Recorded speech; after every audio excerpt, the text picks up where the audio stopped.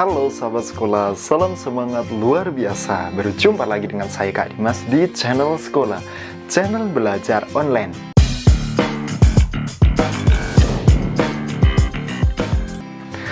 Jadi bagi kalian-kalian yang saat ini sedang mencari materi pelajaran, mencari tips, trik, soal-soal motivasi dan inspirasi, kalian wajib subscribe channel ini. Dan jangan lupa kalian juga harus tekan tombol lonceng agar kalian selalu mendapatkan notifikasi terbaru dari setiap video yang diproduksi oleh channel sekolah. Oke sahabat sekolah, hari ini Kak Dimas akan sharing di kelas 5 SD, tema 5, subtema 2, pembelajaran keempat.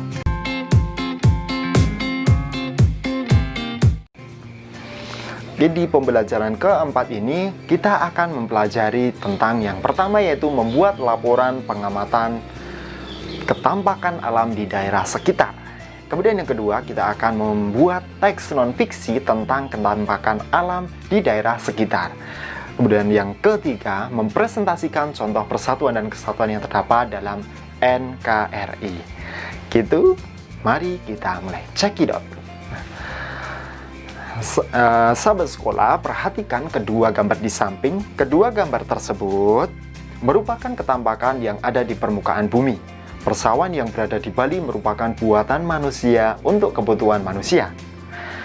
Ketampakan berupa sawah merupakan salah satu contoh ketampakan buatan. Gunung merupakan salah satu contoh ketampakan alam ciptaan Tuhan. Contoh Gunung Sinabung di Sumatera Utara. Terdapat banyak ketampakan alam dan buatan di sekitar kita. Nah, kamu bisa mencari tahu lebih dalam dan lebih jauh tentang ketampakan alam di sekitarmu dengan cara berdiskusi dengan kakakmu, adikmu, temanmu, tetanggamu, atau dengan orang tuamu. Sekarang, kalian perhatikan percakapan antara Siti dan Lani. Nah, Siti berkata, "Pada hari Sabtu, ayah dan ibu berencana untuk mengajakku dan adikku pergi ke daerah Puncak Bogor." Lani menjawab, "Wah, senangnya. Apa yang kamu lakukan di sana, Siti? Udara di sana sangat sejuk dan menyegarkan. Perkebunan teh yang terdapat di sana juga betul-betul asri." Siti menjawab, "Iya, Lan, aku memang berkeinginan untuk berjalan-jalan menyusuri perkebunan teh yang ada di sana. Wah, aku sudah tidak sabar." Sahabat sekolah, jika kamu perhatikan, terdapat banyak sekali ketampakan alam dan buatan di sekitar kita. Bahkan banyak ketampakan alam yang juga menjadi tempat wisata yang menarik. Pembahasan berikut ini, teks bacaan ini nanti akan menjelaskan salah satu contoh ketampakan alam dan buatan yang sering dikunjungi masyarakat Jakarta dan Jawa Barat. Apakah itu? Nah, kita langsung saja simak. Indahnya kebun teh di Puncak Bogor. Nah, Bogor ya. Pernah ke Bogor?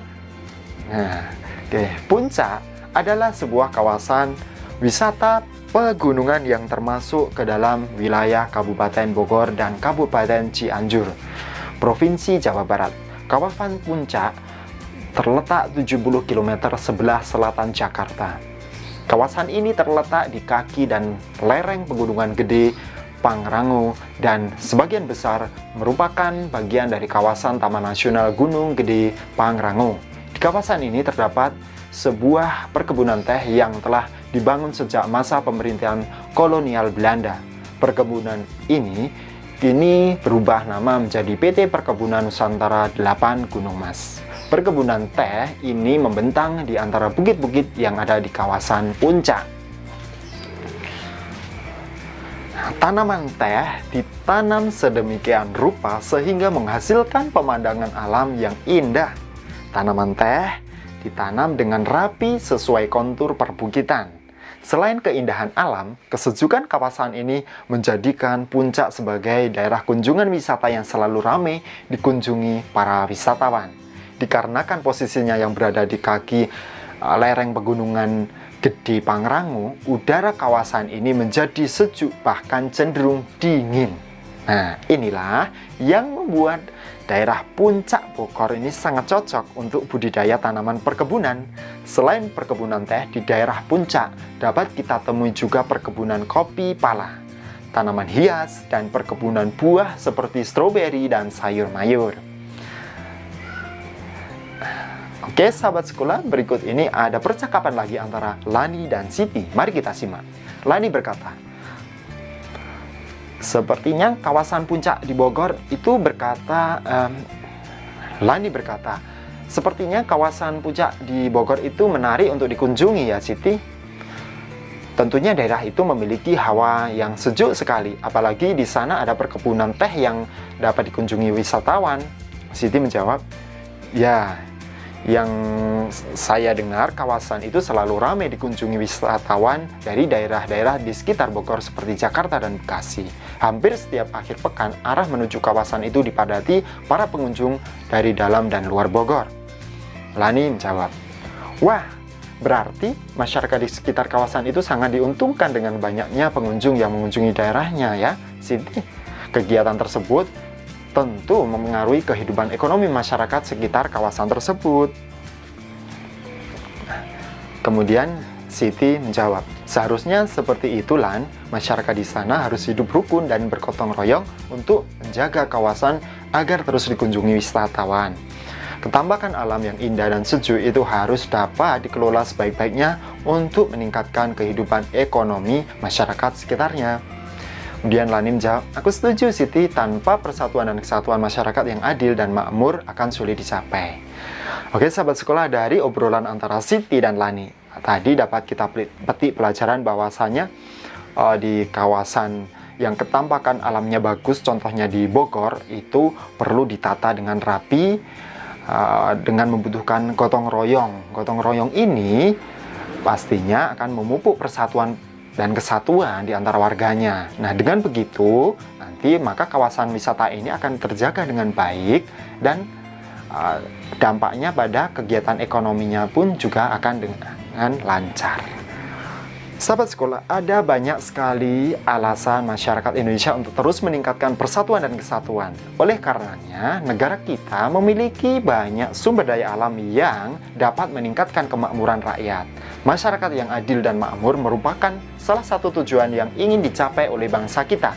Dengan menjaga, memelihara, dan memanfaatkan semua sumber daya yang ada untuk sebesar-besar kemakmuran rakyat, masyarakat adil dan makmur pasti akan tercapai. Oke, sekarang kita akan membaca sebuah teks yang berjudul Bersatu untuk Indonesia Makmur. Sahabat sekolah, wilayah Indonesia yang terbentang dari Sabang hingga Merauke tentu memiliki berbagai keunikan. Setiap daerah memiliki sumber daya alam yang dapat dimanfaatkan untuk pembangunan negara. Letak geografis Indonesia sangat mempengaruhi iklim yang terjadi. Iklim Indonesia hanya memiliki dua musim, yaitu musim hujan dan musim kemarau. Letak Indonesia di sekitar garis khatulistiwa mengakibatkan Indonesia selalu mendapatkan sinar matahari sepanjang tahun. Keberadaan matahari sepanjang tahun bermanfaat bagi kegiatan agraris sehingga membuat Indonesia menjadi penghasil berbagai komoditas alam.